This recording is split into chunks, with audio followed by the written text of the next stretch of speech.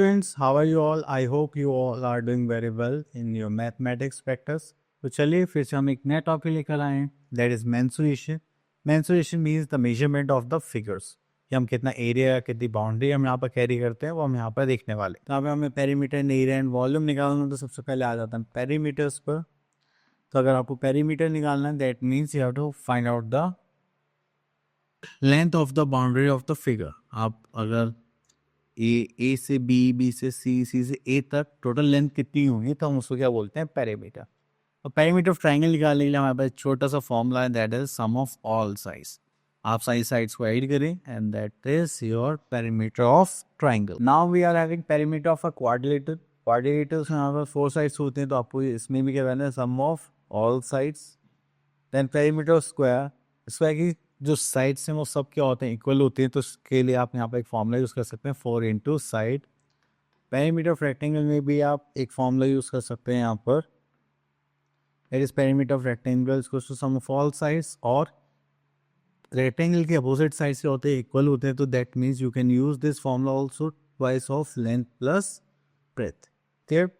चलिए इतना करने के बाद फिर हम आगे चलते हैं. तो now we are having exercise 10.1 and यहाँ पर देखते हैं हम क्वेश्चन नंबर. तो दिस इज आवर फिगर. तो यहाँ पे हमें क्या निकालना है पेरीमीटर.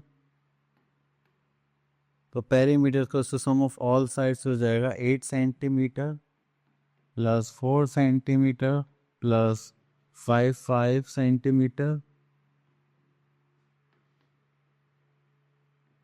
Plus 4 centimetre. अगर आप इसको सॉल्व करेंगे तो आपके पास आ जाएगा just like this is 26 centimetre. Clear. चलिए देन उसके बाद हम चलते हैं next perimeter of the square.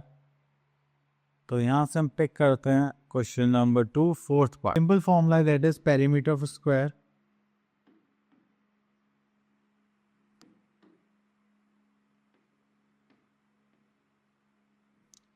That is 4 into side.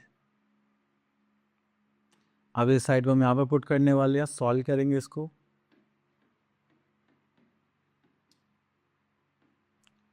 ठीक है. तो that is 5 4 the 20. This is 2 4 2 8 9 10 carry का 1 4 2 8. This is 9. So this is 90 centimetre. Okay, now come to our question number 3. Find the perimeter of rectangles. Okay, let's take question number 3 second part. Okay, now we are having length and breadth. Okay, so perimeter of rectangle is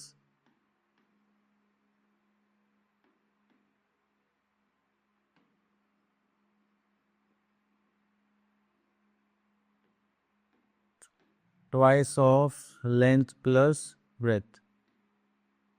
ठीक है. तो twice कर देंगे. Length कितने हमारे पास 7, breath कितने हमारे पास 2.6. तो ये हो जाएगा ट्वाइस ऑफ 7 8 9.6. तो चलिए इसको सॉल्व करेंगे. 6 2 12 कैरी का 1 9 2 18. This is 19. That is 19.2 I think centimetre or meter. Let's see what we are having. This is meter, so we will use only meter. Now come to question number 4. Find the sides of the square whose perimeter is this. Here we are having a perimeter. तो perimeter के लिए हम क्या third part ले लेते हैं. यहाँ पर अगर हम perimeter of square की बात करेंगे तो यहाँ पर आता है 4 इंटू साइड. तो हमें हम perimeter का गिवन है 94 मीटर. हो जाएगा 4 इंटू साइड. अब ये मल्टीप्लाई में दूसरी साइड जाएगा तो क्या हो जाएगा divide. This is 94 divide by 4. तो 2 2 2 से करेंगे तो 4 2 8 7. This is 2 2 4 2 3 6.5 and this is metre. तो इस टाइप से आप इनकी साइड्स भी फाइंड आउट कर सकते हैं.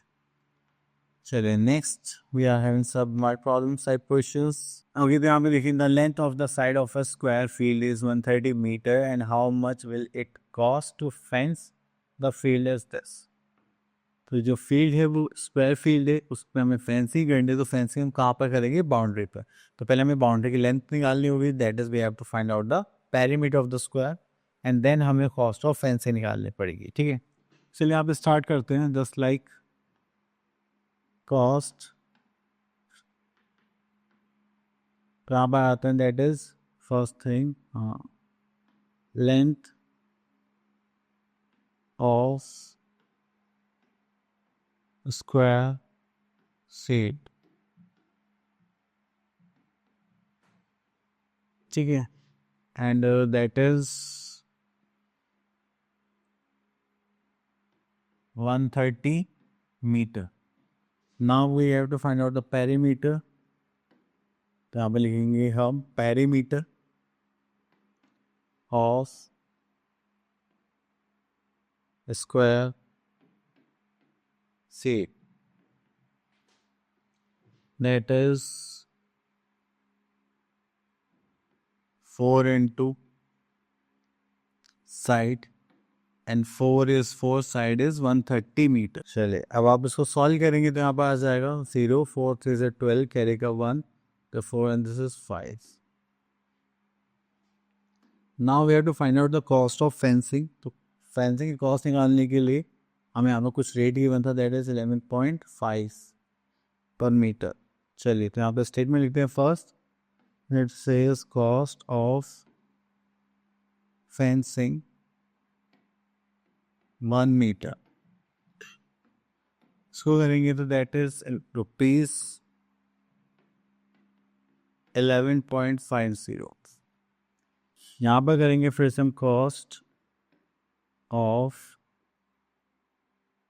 फेंसिंग 520 मीटर, प्लस हो जाएगा 11.50 इंटू 520। अगर हम उसे मल्टीप्लाई करेंगे तो हमारे पास क्या जाएगी? Cost of fencing. तो चलिए मैं मल्टीप्लाई करता हूँ। चलिए तो नेक्स्ट पार्ट देखते हैं हम लोग यहाँ पर, दैट इज एरिया। अगर हमें एरिया निकालना है तो हमें सरफेस एरिया देखना पड़ता है जिस पे हम कुछ कंस्ट्रक्ट कर सकें, जस्ट लाइक ये इनर पार्ट। ठीक है, पेरीमीटर में तो हम बाउंड्री को मेजर करते हैं, तो अब इसको निकालने के लिए हमेशा हमें फॉर्मूले ही यूज़ करने पड़ेंगे। Just like area of rectangle given है that is length into breadth, that is LB। Then अगर आपको यहाँ पर लेंथ निकालनी है तो आप क्या करेंगे? Area upon breadth. अगर ब्रेथ निकालनी है तो आप क्या करेंगे? Area upon length. क्लियर? चलिए इतना करने के बाद फिर हम आगे देखते हैं। Next we are having area of square. Square की हमारे पास सारी साइड्स क्या होते हैं? ओके, एरिया ऑफ स्क्वायर निकालने के लिए हमें क्या यूज़ करना पड़ेगा? Side into side, that is side square. Then इसके बाद हमारे पास और कुछ तो नहीं है। Now we are having exercise that is 10.2 and यहाँ पर हम निकालने वाले question number 1, find the area of the rectangle whose length and breadth are given below. Okay, तो चलिए हम यहाँ से पिक कर लेते हैं क्वेश्चन नंबर 1। तो यहाँ पे हमें फाइंड आउट करना है that is area of rectangle. अगर हम एरिया ऑफ रेक्टेंगल की बात करेंगे तो that is length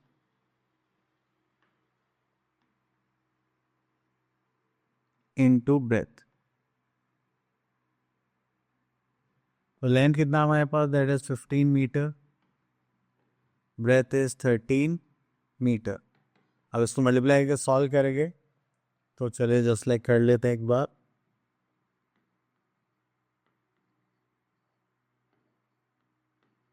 this is 215।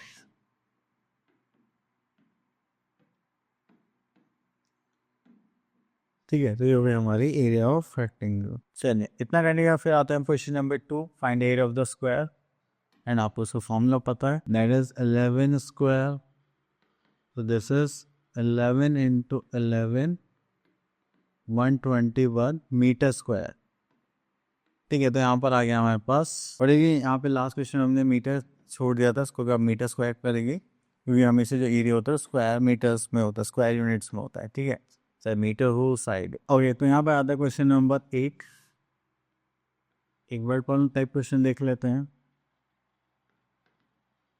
देखिए यहाँ पे नंबर ऑफ टाइल्स के लिए पूछा गया है। तो देखिए आप जो टाइल्स बिछाते हैं वो सरफेस पे बिछाते हैं। आपके पास छोटी छोटी टाइल्स होती है, एक बड़ा सा फ्लोर या कुछ भी चीज़ हो सकती है, तो उस टाइप का ही क्वेश्चन नहीं।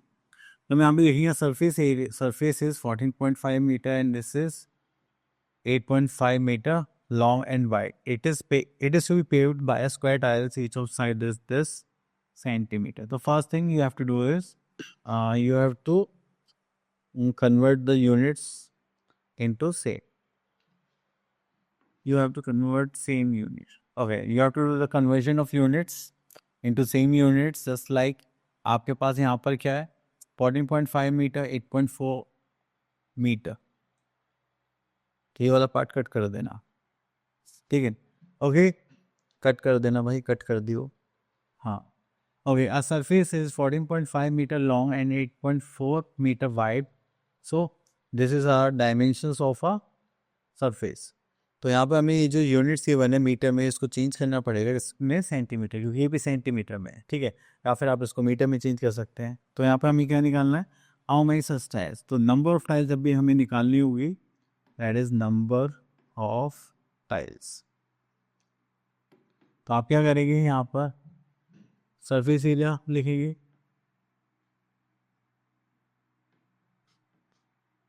Upon area of tile.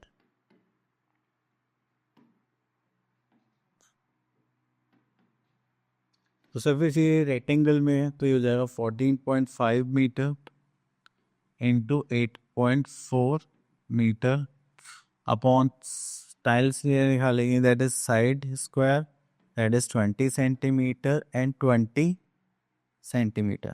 अब देखिए यहाँ पे यूनिट्स अलग अलग हो गई हैं, तो आप इसको चेंज करेंगे मीटर सेंटीमीटर में. तो जब 1450 metre and this is 840 metre divided by 20 and 20. Sorry, ये तो सेंटीमीटर में हो गया ना. हाँ, this is centimetre.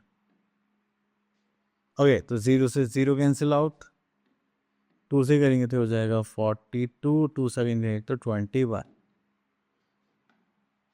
Now you have to multiply 145 into 21. तो हमें क्या करना पड़ेगा, यहाँ पर सॉल्व करना पड़ेगा. 10 लाइक 145 इंटू 21, 3045. तो यहाँ पर हमारे पास जो आंसर आ गया दैट इज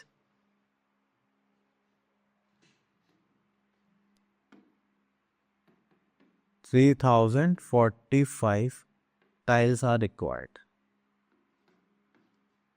ठीक है, चलिए उसके बाद आगे चलते हैं नेक्स्ट वॉल्यूम पर. तो वॉल्यूम क्या होता है कि किसी भी हमारे पास जो भी शेप्स फिगर्स के शेप्स होते हैं, रियल शेप्स, ठीक है, जो 3D ऑब्जेक्ट्स होते हैं, उनमें हम कितना पानी या एयर वैक्यूम फिल कर सकते हैं.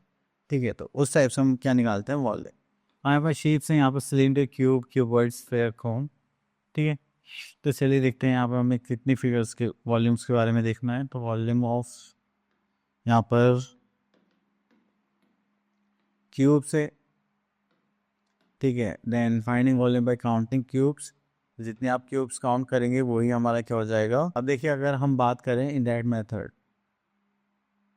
तो यहाँ पर हमें कुछ फॉर्मूलेस मिलेंगे देखने के लिए, जिसमें हम क्या करेंगे यहाँ पर यूज़ करेंगे. ठीक है, तो हमें क्यूबॉइड की लेंथ, ब्रेथ, हाइट गिवन होते हैं, तो उसका अगर हमें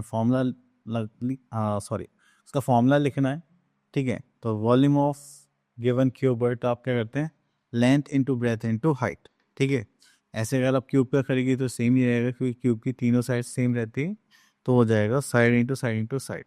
तो इसलिए बोला जाता है volume of cuboid equals to length into breadth into height, LBH. The volume of cube is length of H, या फिर side into side into side. Okay, तो इसी टाइप के हमारे पास क्वेश्चन हैं, दैट इज 10.3. यहाँ पर आते हैं, that is question number 1. Find the volume of the following cuboids whose length, breath and heights are given below. तो यहाँ से ले लेते हैं हम, यहाँ से ले लेते हैं question number 1. Now we have to find out the volume of cuboid. यहाँ पे लिखते हैं volume of cuboid which is length into breadth into height.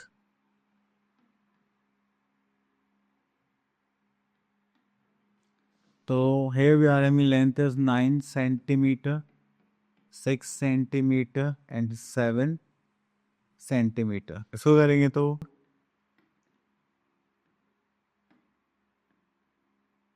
ये होगा हमारे पास 378 सेंटीमीटर। देखो 3 सेंटीमीटर से तो यहाँ पे हो जाएगी यूनिट क्यूब। ठीक है, तो जो भी वॉल्यूम की यूनिट्स होंगी वो किस में होंगी, हमेशा क्यूब्स में होंगी। चलिए, तो हमने कर लिया। अब उसके बाद आते हैं हम, okay next we are in question number 4, find the volume of cube whose edges is this. तो चलिए यहाँ से ले लेते हैं हम फिफ्थ पार्ट। तो यहाँ पे हम निकालेंगे volume of cube, that is side multiply by side multiply by side. ठीक है, that is 80 centimetre into 80 centimetre into 80 centimetre. ठीक है, चलिए इतना करने वाला है 80 and 44 8, that is 512 and this is 0 0 0, 3 zeros are there, so this is centimetre cube. Clear? तो आपको इस टाइप से यहाँ पर फॉर्मूलेस पुट करने हैं, सॉल्व करना है। देन अगर हम आगे देखें यहाँ पर कुछ वर्ड प्रॉब्लम टाइप क्वेश्चन हैं। ओके, तो यहाँ पर देखिए एक स्विमिंग पूल का क्वेश्चन ले लेते हैं हम लोग, just to understand the language of the question. So here we are having a swimming pool is 8 meter long, 6 meter broad and 2 meter deep. What will be the volume of the water it can hold? So यहाँ पर हमें length, breadth and height given है, तो volume of swimming pool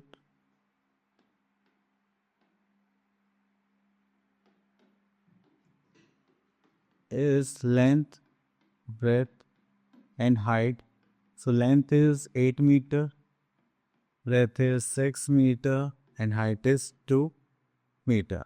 So this will become 6 2 is 12, 12 8 is 96 meter cube. This is the volume of swimming pool. Now how much it can water hold. ठीक है, तो I hope आपको सारी चीज़ें clear हो गई होंगी। अब आप लोग क्या करने से प्रैक्टिस करेंगे। मिलते हैं नेक्स्ट वीडियो में, तब तक के लिए ऑल द बेस्ट।